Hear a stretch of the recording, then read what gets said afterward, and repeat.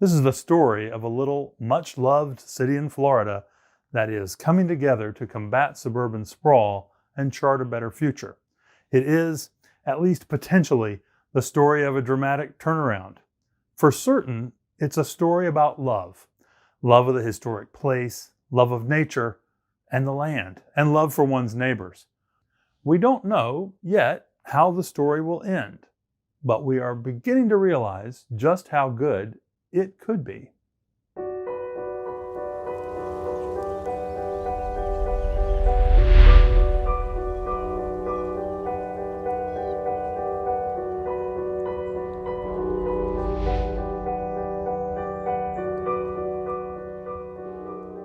Lake Wales has had a vision. It was created back in 1915. Bach Tower Gardens was built here and dedicated in 1929. And Edward Bach really built the garden to inspire people. He paid Frederick Law Olmsted to do a plan for Lake Wales. And we're kind of renewing that vision for Lake Wales. Design has been Lake Wales' superpower since the inception, since the birth of Lake Wales. Olmsted shaped this entire community with his vision. Frederick Law Olmsted Jr. was one of the greatest landscape architects in American history, and nothing was left to chance to Olmsted. Everything was important. The lay of the land, the vistas, how you include nature into the design, the psychology of the place and how people move through the gardens. And he was very active in designing communities too. And so he applied the same theories of design to communities because he was creating places for people.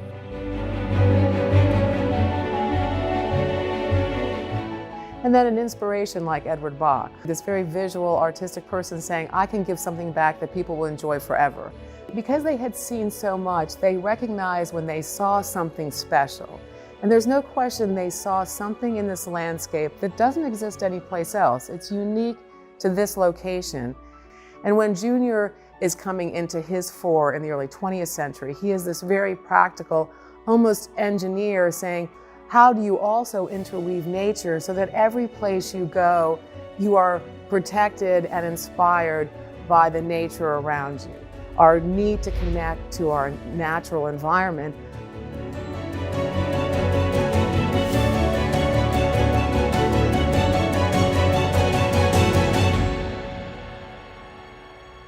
One thing that Lake Wales has, and I think this is some of the Olmsted legacy, is its park system. There's the major properties right around the lake were preserved for public area. People utilize the bike path. People like the parks in Lake Wales for nature and for exercise. And I think as Lake Wales grows, we should expand that park system so there's connections between neighborhoods. Like my son, his thrill was to leave our house when he was about 8 years old, jump on his bike, ride down to the lake, ride around the lake and go downtown. A kid on a bike going downtown.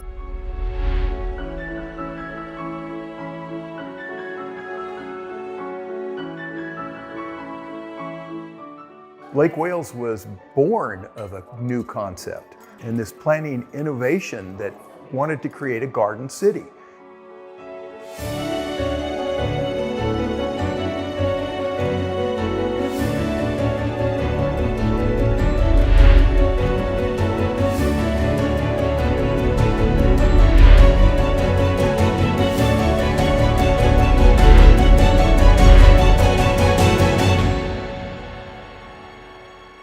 The founding fathers of Lake Wales wanted to make sure there was recreational space for the community.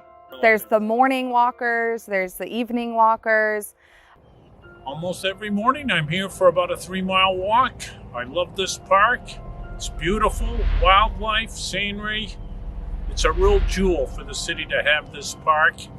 So what's wonderful is now here in the present is all of us are able to use what was donated over 100 years ago. What's really exciting is just about every time I personally go down to the lake, there's someone I know. I love the fact that we know one another. It's like a well-seasoned frying pan, you know. Lake Wales Heritage is an Olmsted conservancy that is working to complete Olmsted's original designs for the city of Lake Wales. The ultimate goal of Lake Wales Heritage is to plant thousands of trees. It covers hundreds and hundreds of blocks of city streets. that deserve to be shaded and beautified and treasured. I'm studying Lake Wales because I believe is a crucial project that will tell us much about the future of Florida. We want to go back to these great masters that inspired a vision from the past that is still relevant. This shared legacy is something to tie into. The Olmsted legacy goes from the Atlantic to the Pacific to the Canadian border to the Mexican border. So I think Lake Wales could become again this hub of ideas that influences the development to come. Nolan's chief concern was to take Olmsted's plan and finish him. And again, that's what Dover Cole is working on today, to take an Olmsted plan and bring it to fruition. So the Lake Wales Ridge goes a long distance, but it's hills and lakes, it's green and blue, and it has citrus, and it has the natural setting that people really like and enjoy, and it is unique and distinctive. So that's treasured by the people here. You don't want to screw it up. So when you go into those Olmsted communities, you feel like you're in a special place, and you see families and its neighborhoods.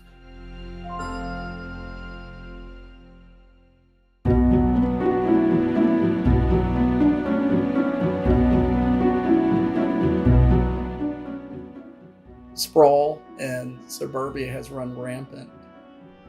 Development is something that could spread it out all over the place, and actually the decline is perpetuated in the center. We don't want to do that. With so much development that's going on now, it's like a commodity.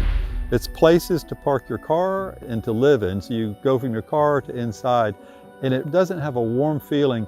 And you see this type of development happening all over Florida, and it's really sad.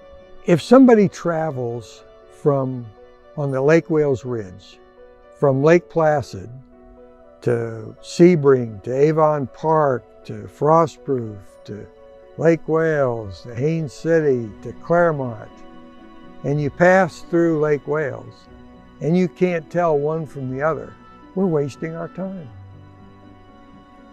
Anybody can do that. They're all doing that.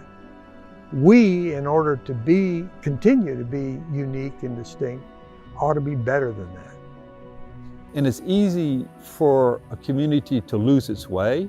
The very nature of what that community started out, the very nature of what draws people to that community starts to degrade a little bit here and a little bit there. And then all of a sudden everybody looks up and says, what happened?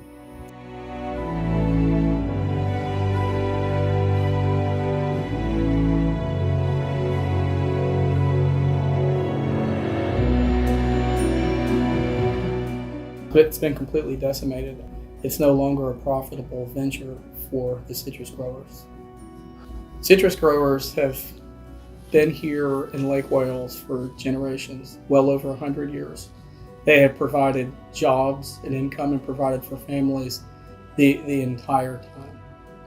And the struggle that they're facing is that because of the citrus greening, we are no longer an agricultural economic environment here in Lake Wales. There's so many examples in Florida where we've lost what we've had. The citrus growers have supported our community for decades, and now they need the community support, and we're not going to leave them hanging.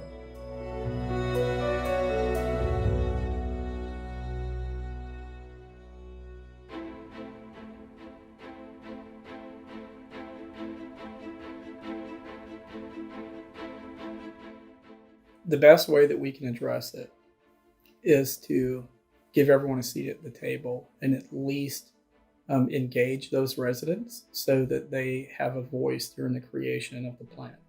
I hope that we can create a plan that guides the development in a manner that our citizens are proud of the new developments so that they can champion growth rather than resist it. Effective people see the end from the beginning, and Lake Wales Envisioned is about that. It's about us trying to look out at what we want our city to become and make it happen rather than it happen to us. I believe Lake Wales can do this. This is going to require a thorough technical investigation. But there's more. We have this entire cultural Olmsted legacy. We have the future of the city hinging upon getting this right. So we have to have the deepest kind of community soul searching, maybe the deepest in 100 years.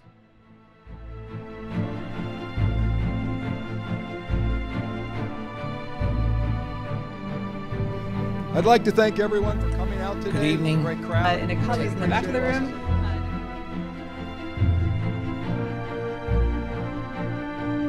We absolutely have to have your participation.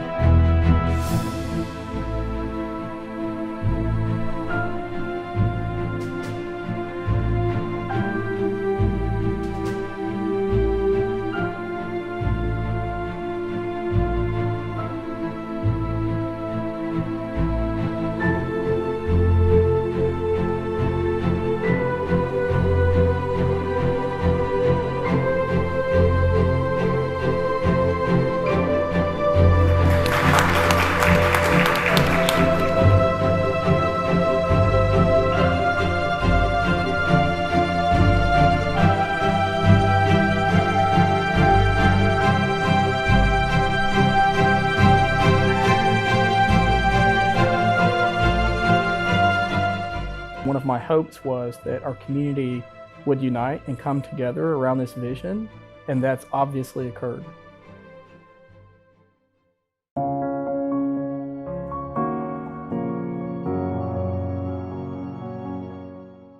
Lake Wales must provide jobs and workplaces as part of the basic infrastructure that supports the community. This plan prioritizes creating mixed-use settlements with sites for small and large employers, nearby existing residences, as well as part of new neighborhoods.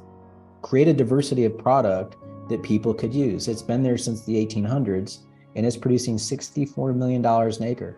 And there's a pattern in this old architecture that we used to build cities this way because it's really, really smart from a tax production standpoint. So it builds community wealth.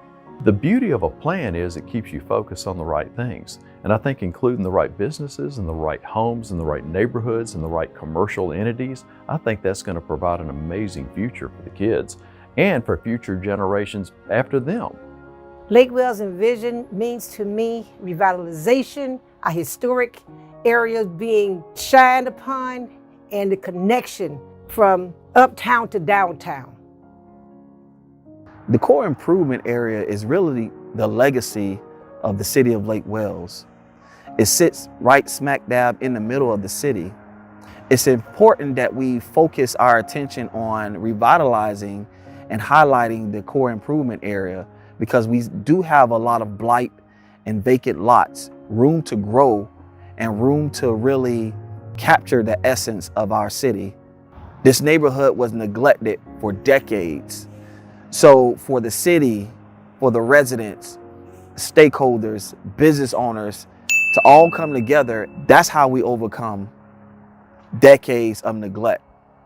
This is wonderful. We're on a path of revitalizing downtown Lake Wales.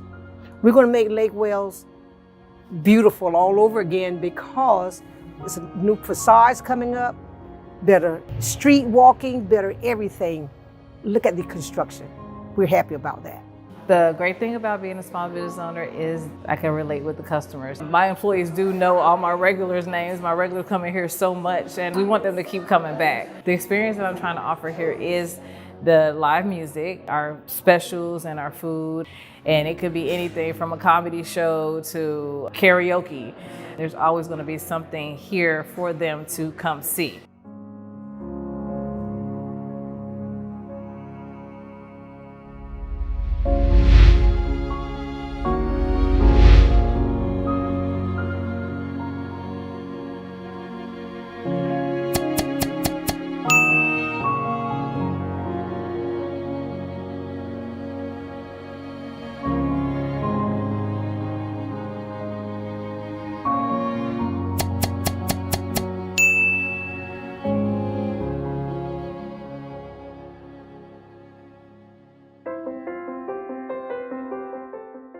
plan for Lake Wales must start with the green parts. By identifying the priority areas that contribute to the regional green network, a framework will emerge for what will become the new parts of town and what land should be preserved as natural areas. One of the real jewels of the ridge here is Tiger Creek. And Tiger Creek was a creek that Edward Bach had canoed down and fell in love with it and said, we've got to protect this. And so he had hired Olmsted to go out and draw up a plan to protect Tiger Creek. About 40 years later, that vision was picked up again. Bach Tower Gardens worked with the Nature Conservancy and started to preserve that land. And today it's a 5,000 acre preserve.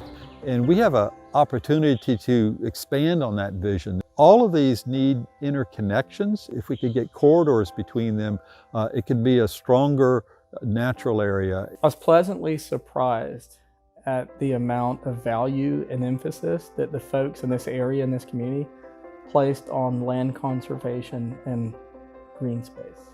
It's going to be really important for us to, as we continue to grow as a city, we continue to grow with the space, the green space, the trails, the networking for the future. So the overarching objective for what has now been termed the Big Green Network is to protect large swaths of high-value natural lands. First priority was to connect the historic scrub and sandhill habitats to those tracts north and south, and to a certain degree outside of the study area with the Kissimmee River corridor. So when we put the Florida Ecological Greenway Network layer on top of this, a corridor of regional significance exists along the eastern portion of the utility service area. But what that gave us was this green area along the eastern side of our study area, and we called it the Ridge to River Corridor. So this is an area of high priority for conservation land acquisition. The second area where we wanted to focus was in an area to protect the water resources and habitat in the headwaters of the Peace River. This conservation corridor is mapped to add to that landscape linkage priorities. Where's the intact habitat and where is the biological diversity, which we've called the Peace River Headwaters Corridor.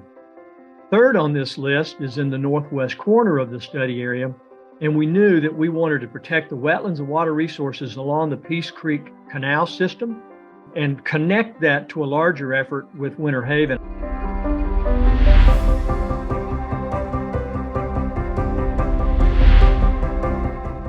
We need green space, we need greenery, and we need to make sure that we're accounting for the fact that the world is getting hotter. And so we're talking about keeping the trees that we have and adding more trees. We did a study of about 250,000 Medicare beneficiaries, and we found that our beneficiaries who lived on blocks with higher levels of greenness had lower levels of heart disease, lower levels of depression, lower levels of obesity, lower levels of dementia, even lower levels of Alzheimer. Trees are very important. It makes everything look clean and nice. If we're going to be the garden city, we need to have some trees around here.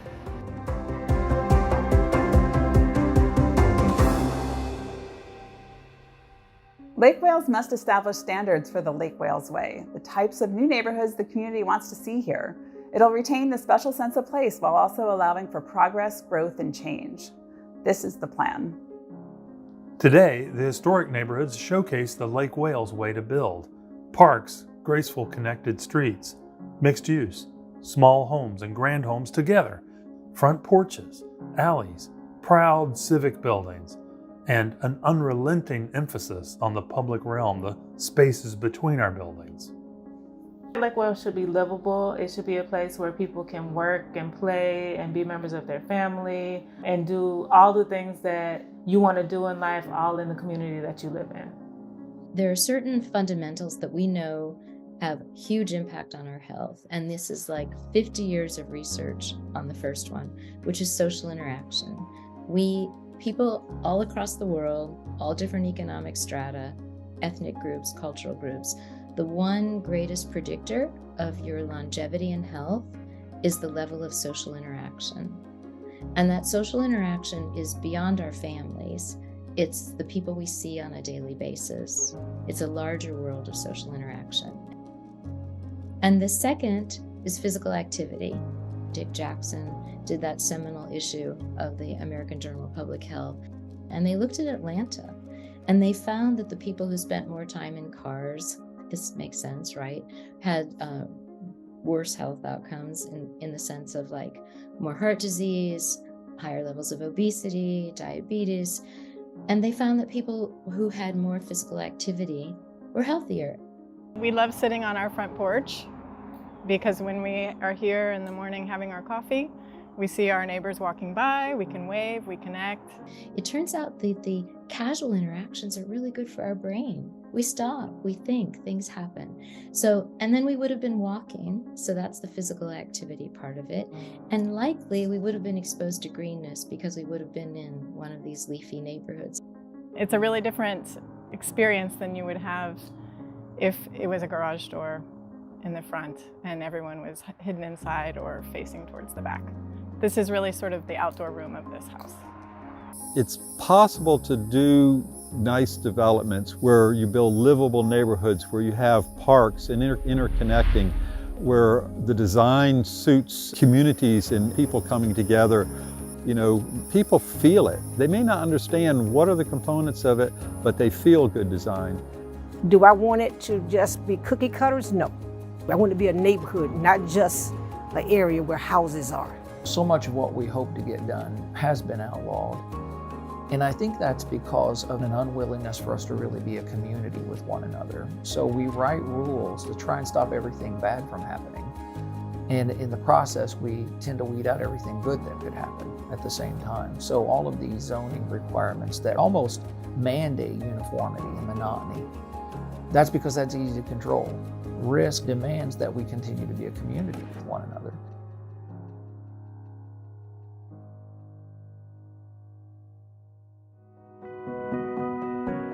This community has a history of showing the importance of the arts and creativity, well designed.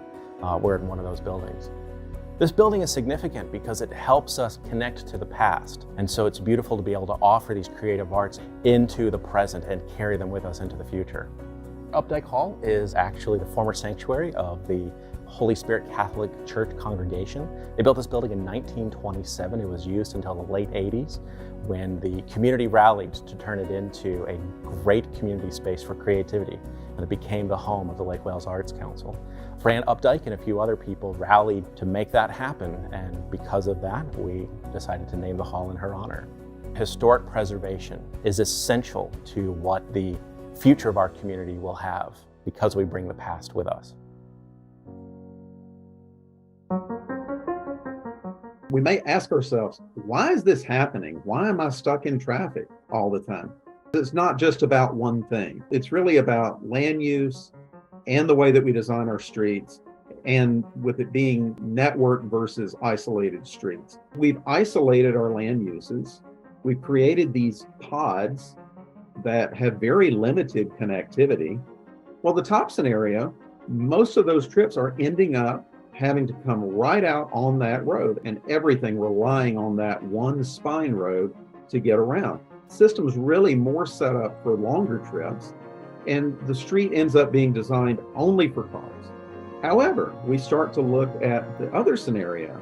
We start to mix the land uses, put commercial close to houses, put the schools closer to houses, tie in that big green network within these areas, and connect it all with a network of walkable streets that are connected to each other. Suddenly you don't have to rely on that one road. There's multiple ways of getting around, not only by car, but because things are set up more for those short trips, it really makes it a lot easier to walk or bike. It allows you to really design streets for people, not just cars. Transportation becomes this incredibly important issue that requires real planning, real ideas, real solutions. They are equipped to say, where do roads go? How do roads look? How do pedestrians move along these same corridors? How do we all use these same shared spaces safely and efficiently and beautifully? Hit by a motor vehicle traveling at 20 miles an hour have about a 9 out of 10 chance of survival. If that speed increases to 30, then 40, it goes down dramatically. Short answer, speed kills.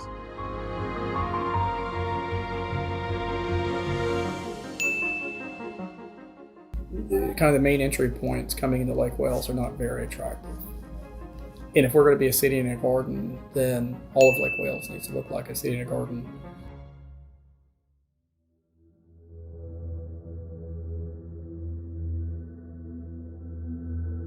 But we have to be practical and say, will it work in Polk County, let alone in Lake Wales?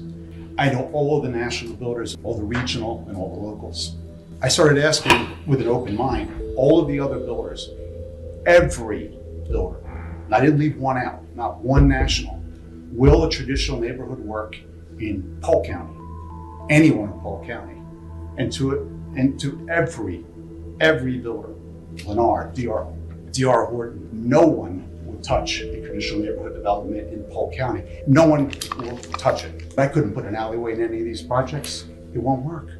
It just won't work.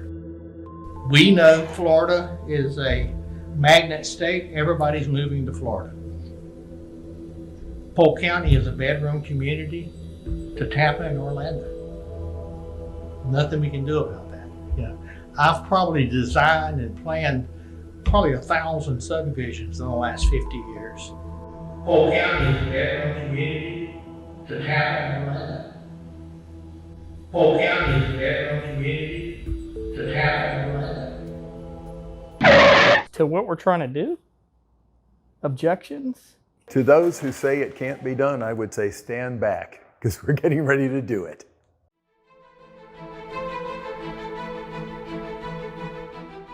Well, of course there's a market for traditional neighborhoods in Lake Wales.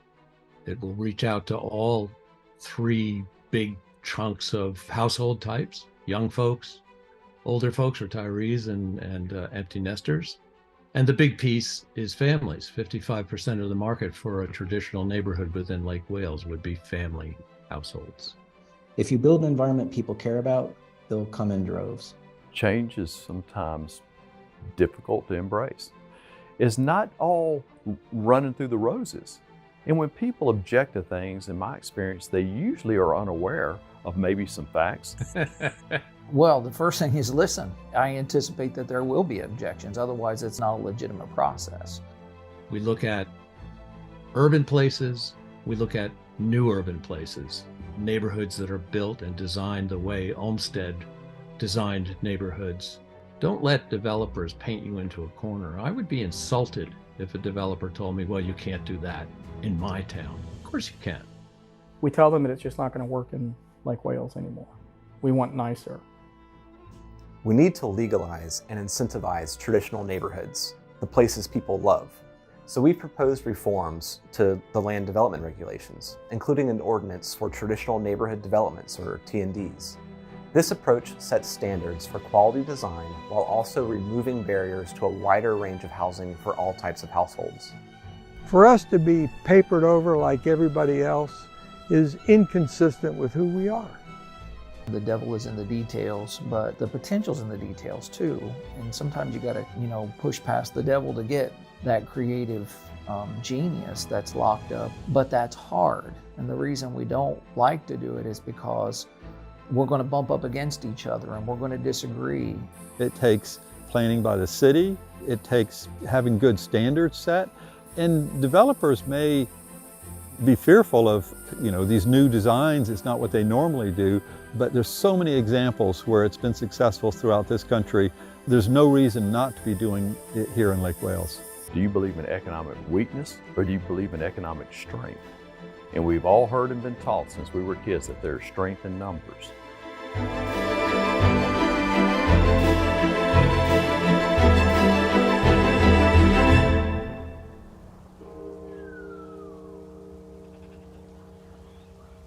And this is the challenge that Lake Wales has embraced of how do we do what Nolan envisioned 100 years ago?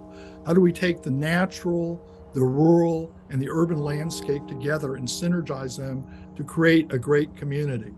That's the opportunity that Lake Wales has, and the next steps will be difficult, They'll be challenging, but you have a wonderful set of principles to follow. Good design, cost effectively, creates value for people. We love this neighborhood because the houses face the street. They are friendly to each other, just like the people in Lake Wales. And we really feel like the Lake Wales way is the porch facing the street, a life outside on the porch, and actually interacting with people in real life, face to face. That's, I think, what attracts people really to small towns like Lake Wales.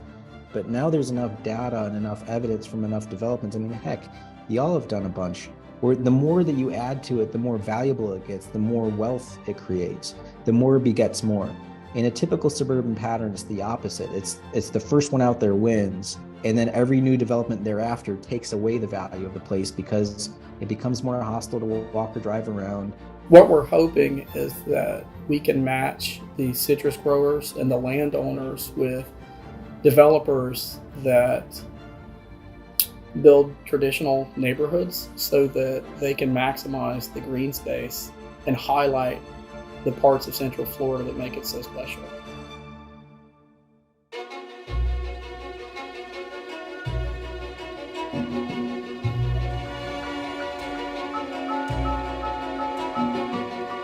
It truly is a grand vision for what we can be. We're going to polish it up and make it something that we can share with other people.